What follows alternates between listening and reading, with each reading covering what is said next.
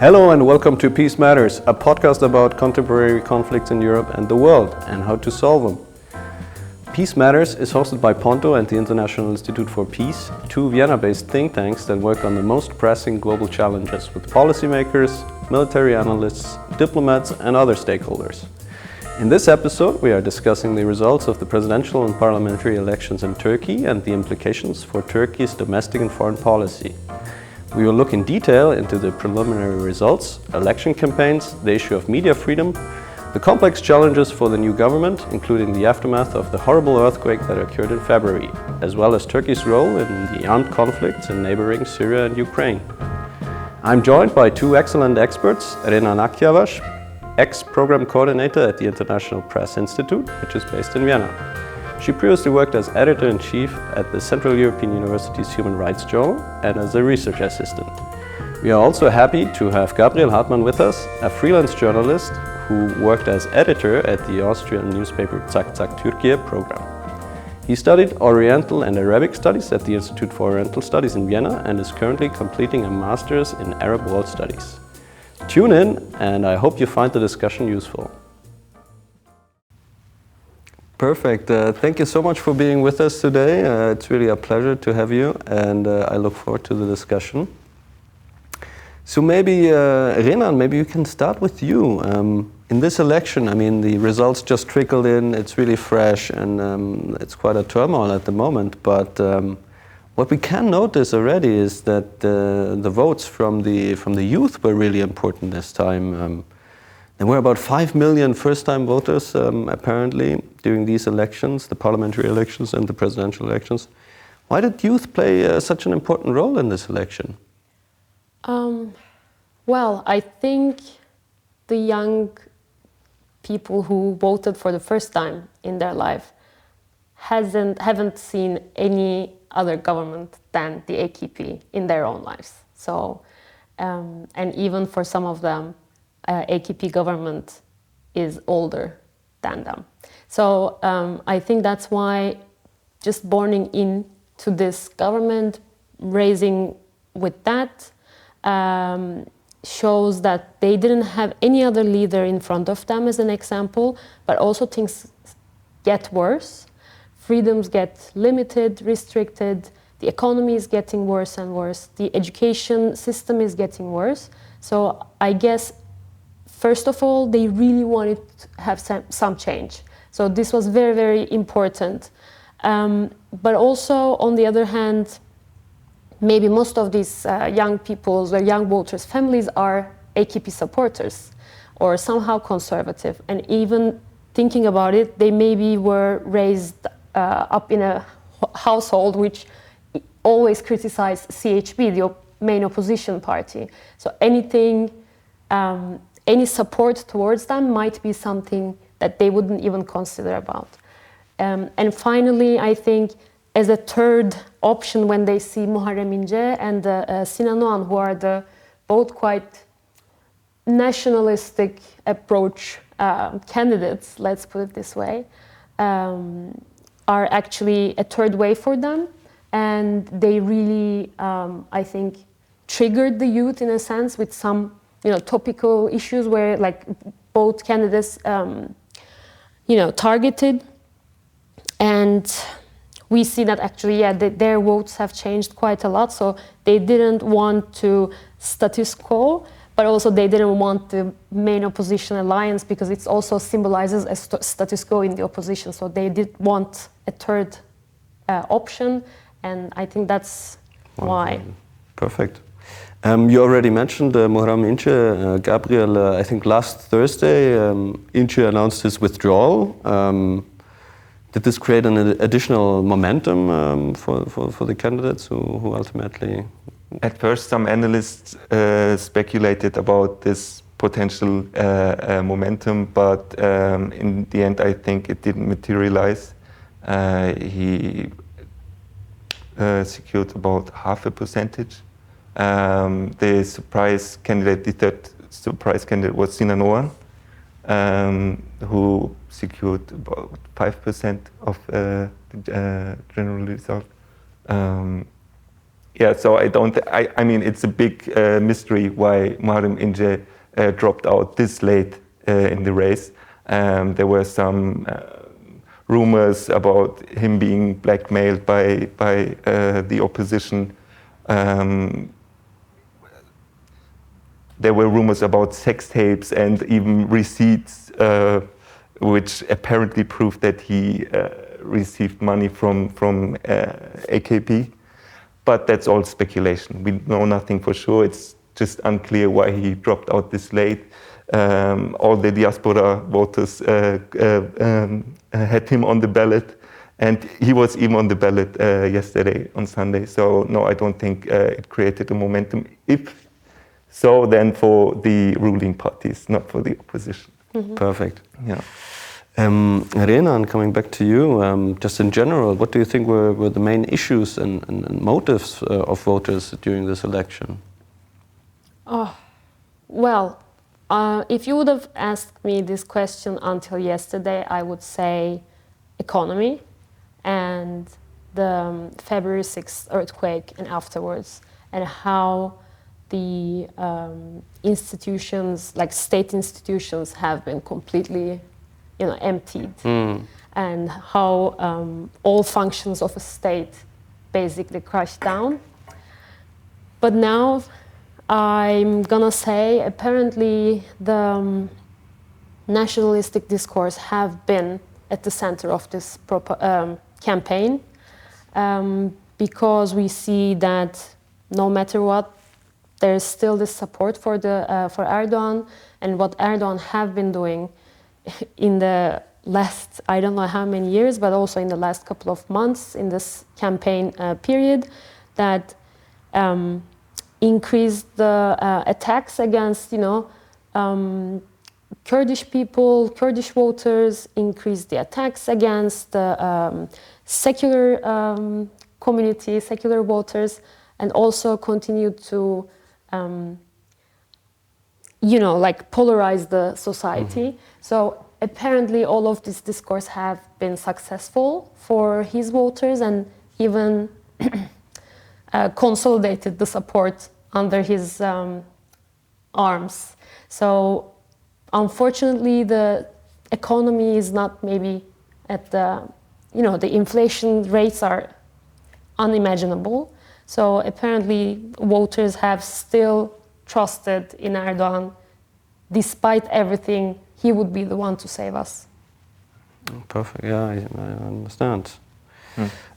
Gabriel, what role did Ekrem İmamoğlu, the mayor of Istanbul, play as a campaigner during these elections? It's hard to say, but I mean, the turnouts at his rallies were huge. He was the favorite candidate from Meral Akşener, for example, the right-wing party leader who is also part of the opposition alliance. She preferred him. She actually tried to block the candidacy of Kemal Kılıçdaroğlu. But I think İmamoğlu was really important in the sense that Kemal Kılıçdaroğlu was, he analyzed how İmamoğlu succeeded in 2019 with this calm attitude of, not responding to the aggressive attitude of the ruling parties. And I think Kemal tried to copy Ekrem İmamoğlu in that way. Just think of the heart gesture of Kemal. It reminds me a bit of the election campaign İmamoğlu did win the Istanbul municipality elections, which was a surprise back then. So I think he was important to some voters, but it's hard to say what role he played. I mean, it's hard to say what motivated the people more. I think it's not about personalities. It's about the bigger picture here. It's about ending the rule of a one-man system. And yeah, I think İmamoğlu might be in upcoming elections a potential candidate for the opposition, but it's hard to say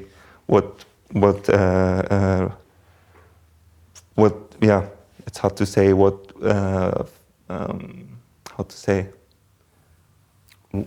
his actual role was. What his actual role was, because the motivations were, I mean, it's not about personality, like I said.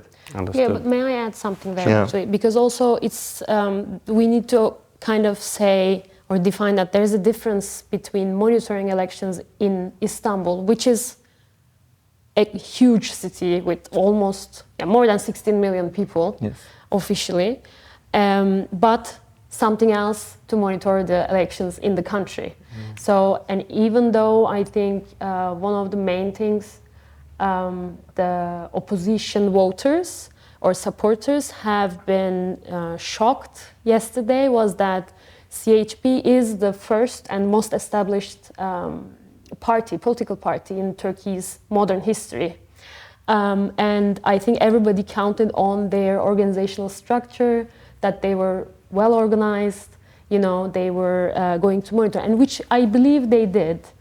But everybody unfortunately has some sort of, you know, how this, you know, echo chambers are being built in online platforms, how you know, online sphere is so important for Turkey, but also everybody is in their own bubble in a way. Yes. And unfortunately, I think until now, and has been I don't know how many elections now, every time CHP supporters are disappointed because they are only exposed to CHP related or positive news. Mm. So this is the problem where everybody is now shocked.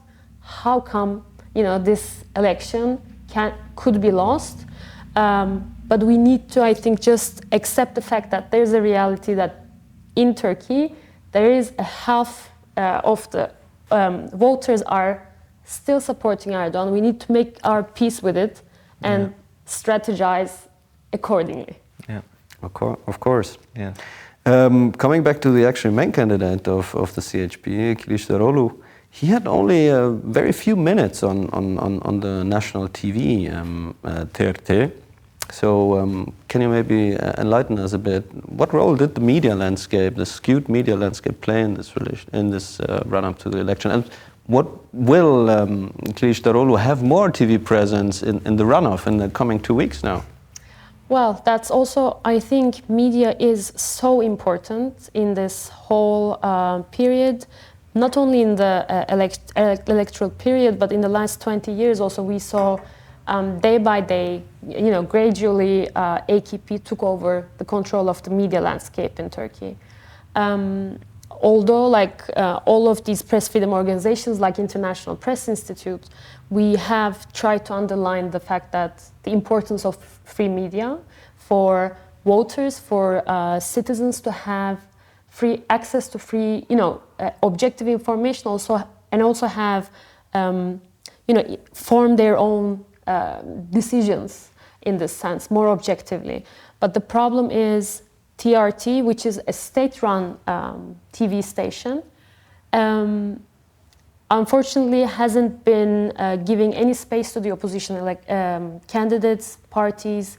But this is not something new. This has been like this for the last couple of years, and we see an incredible injustice in terms of the timings of these political parties get on the TV stations, which is against the constitution in terms of the press law, which is against the laws. So this is one part. So the rural areas, conservative towns, conservative voters didn't have any access to other like parties, you know, campaigns or what they have been defending or, you know, saying about their electoral campaigns. But also we saw only and only Erdogan and AKP officials hate speech. Their targeting of individuals, their targeting of journalists, targeting of politicians. And if one person sees continuously, repeatedly, every single day about significant something, it doesn't have to be a fact, it becomes a fact for them. So if you see something repeatedly every day, a lie becomes a truth. Yes. I think that's very, very important because disinformation played a huge role, and we just witnessed a successful election campaign which was based on a post-truth narrative. Like you said, you just have to repeat lies often enough, and then people will believe. I mean, just if you think of the wild accusations Erdogan wielded against Kemal Kılıçdaroğlu, that he somehow can be associated with PKK. I mean, that's ridiculous, you know? It's a ridiculous accusation, but so many people believed it and are still believing it. So I totally agree. Disinformation, it played a huge role. So Renan, if we look at the media landscape in Turkey, and it turns out that the Artürk media regulatory body actually also plays a huge role when it comes to allocating resources to media, but also restricting their access to certain resources. So do you think, depending of course on the outcome of the runoff of these presidential elections, in case Kılıçdaroğlu would eventually win, do you think there would be a major reform of this regulatory body, or do you think this would stay more or less the same? Or it's hard to tell? Or? No, I think it's quite obvious in a way. Of course, the thing is right now we see the administrative of these media regulatory bodies are quite highly not polarized, politicized, highly biased and appointed directly by the communications directorate under presidential office. So the problem is that they basically placed their own people at the top, execution positions in all of these bodies, and there is no single decision that hasn't been approved by presidential office or the communications directorate. So this is a fact. And if we would have seen a change in the government, or Kılıçdaroğlu opposition would win, we will definitely see, or at least we all hope that we will see a little bit more, how do you say, qualification and skills-based appointments in that term. But in case of Rütük is a little bit difficult to reform in a sense, because it is actually established under the protection of Turkish constitution. So it's not very easy to regulate it. The High Council members are being appointed by the political parties' representation in the parliament. So unless you change, because we have advocated for this very, very long, so I know the details a little bit, that unless there's a change in the constitution regarding Rütük, there is not much of a chance to restructure itself, but the members can be appointed after their time has been, has been served in a way. Interesting. Gabriel, what do you think in case Erdogan will not win, not be successful during the runoff? Do you think there will actually be a chance that he will have to go into exile, or you think he would still feel comfortable to continue to live in Turkey? I don't think he will have. I don't think he will have to go into exile. I mean, it's possible, of course. You could think of multiple countries like, I don't know, Azerbaijan or whatever. But I don't think that he will go into the exile, because the immunity is quite strong. I think you need a 2/3 majority to change the constitution, and it's protected by the. I'm not sure about that, but I think his immunity is even protected by the constitution. So it's really hard to prosecute him, and given that the AKP won the parliamentary elections, I don't see any need for him to leave, because he has so much more to gain. Even if he would lose the presidential elections, which looks unlikely at this moment. But even if he would lose the presidential elections, he might even have the chance to come back as a prime minister candidate, you know? So I don't think he would go into exile. The interesting question would be, will the stolen assets be somehow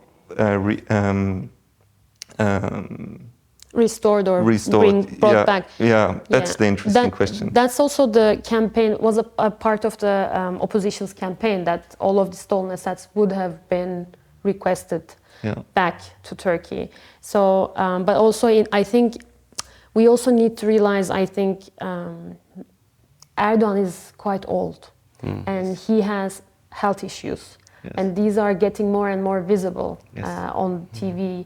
You know, although his supporters still, you know, believe in him, I don't really think that there will be much of a, you know, time that he can actively maybe do politics in the near future. And then it will come to the question, who would be the next?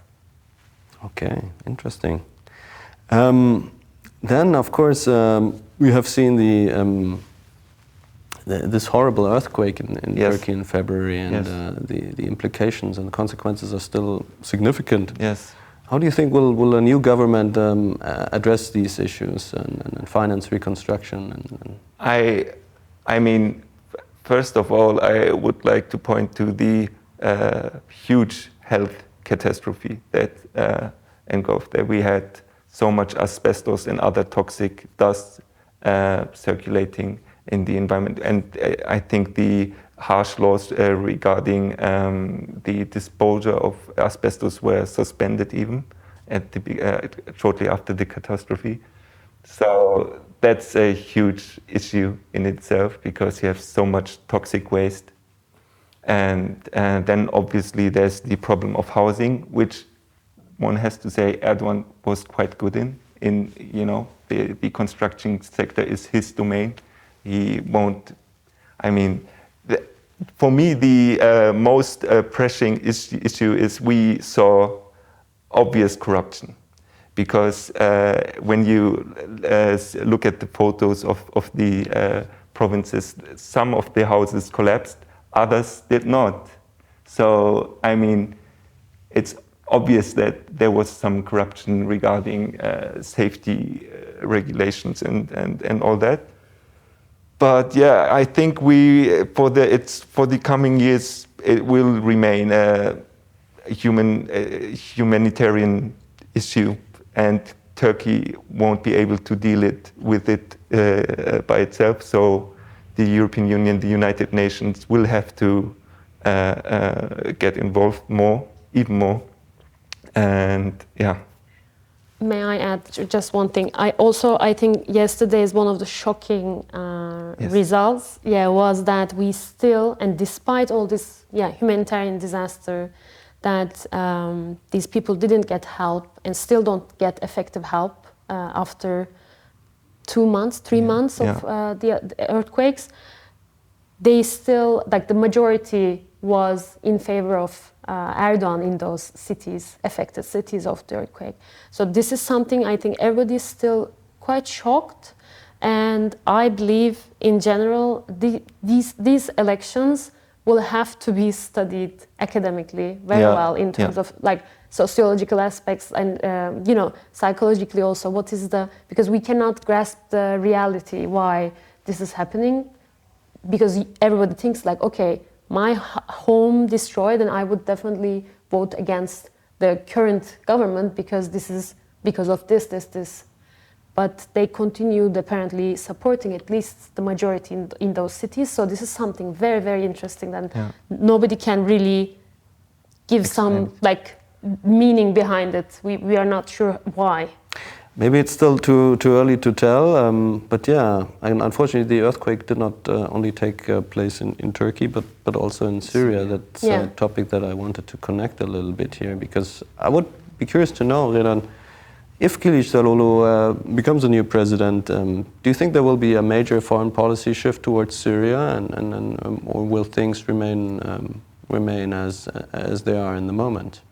Well, one of the, again, like in the campaign periods, one of the main campaigning areas Kılıçdaroğlu was saying was that if they would become the government, they would send Syrian refugees back when the time and place is right.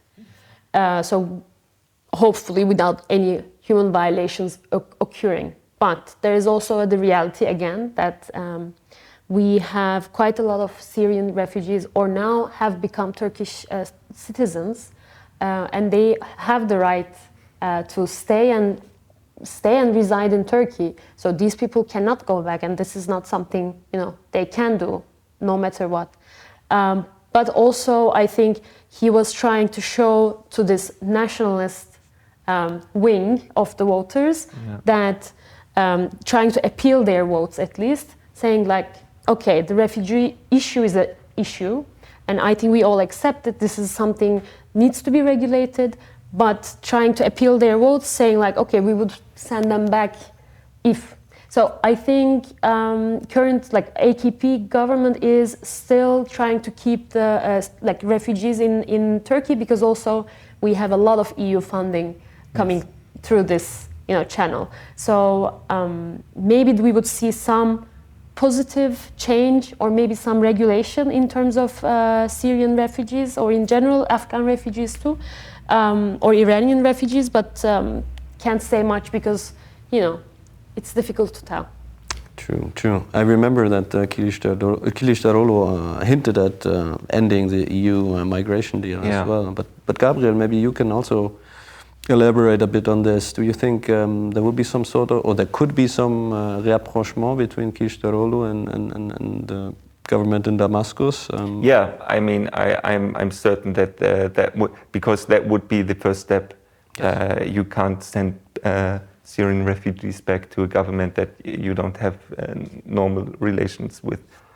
So that would be a first step for the new government. But I have to say it's not looking likely that Kılıçdaroğlu will win. And let me elaborate a bit on what Renan said about the earthquake areas.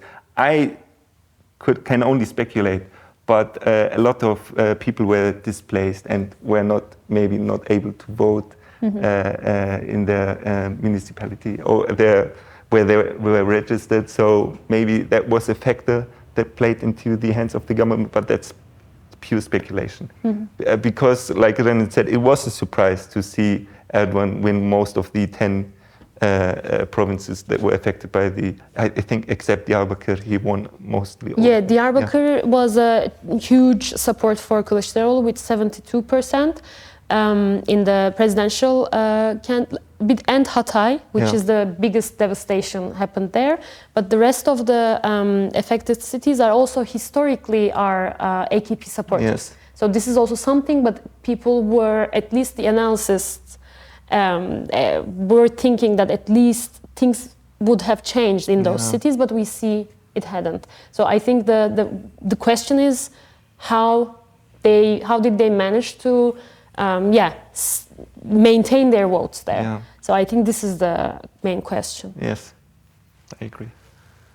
Perfect. Okay, maybe we can just dive quickly into our very last question related on foreign policy here. And yeah, you're right. At the moment, it looks like we'll have another term of Mr. Erdogan as president in Turkey. But just one question on the relations between Turkey and Russia, which has been a very interesting one with lots of ups and downs in the recent years, especially related to Syria as well, and now the conflict in Ukraine. What do you think? If Erdogan gets re-elected and has the majority in the parliament, can we see a similar course from Ankara towards Moscow, or any major shifts? I would expect the Biden administration to try to find compromises with the new Erdogan-led government. We saw that after the ratification process began in Turkey regarding the Finland NATO membership bid, I think Congress approved a small modernization package for the F-16 warplanes, which was blocked. Blockaded. The Congress refused to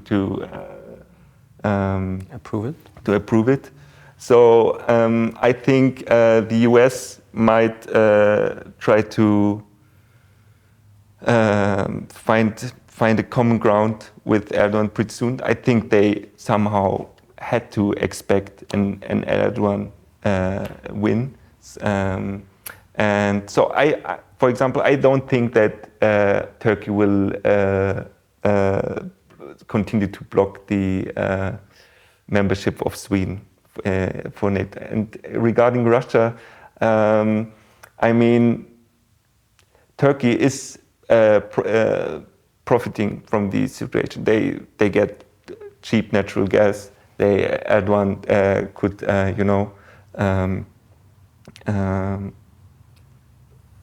he was a major factor regarding the grain deal and all that.